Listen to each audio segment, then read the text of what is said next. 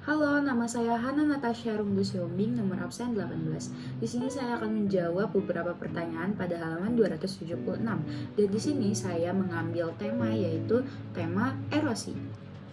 Sebelum kita mengenal lebih jauh tentang erosi, di sini saya akan menjelaskan apa itu erosi.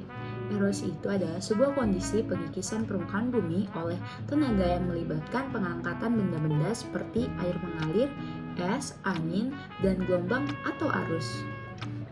Secara umum, erosi itu adalah suatu proses atau peristiwa hilangnya lapisan permukaan tanah atas, baik disebabkan oleh pergerakan air maupun angin.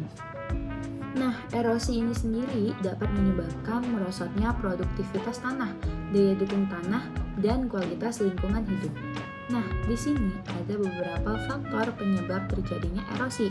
Contohnya seperti topografi atau tinggi rendahnya permukaan bumi.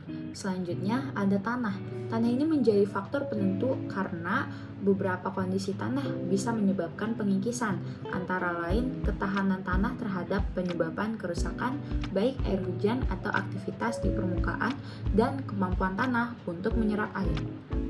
Selanjutnya ada faktor vegetasi. Vegetasi inilah yang mempengaruhi kecepatan aliran di permukaan dan kekuatan perusak yang berasal dari air. Selanjutnya ada faktor manusia.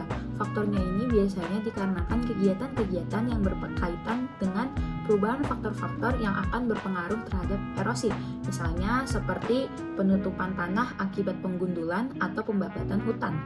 Selain itu bisa juga pembakaran lahan untuk membuka lahan pertanian atau penggembalaan. Juga dampak erosi ini seperti menipisnya lapisan permukaan tanah bagian atas yang akan menyebabkan menurunnya kemampuan lahan. Selanjutnya, dampak lainnya yaitu menurunnya kemampuan tanah untuk meresapkan air.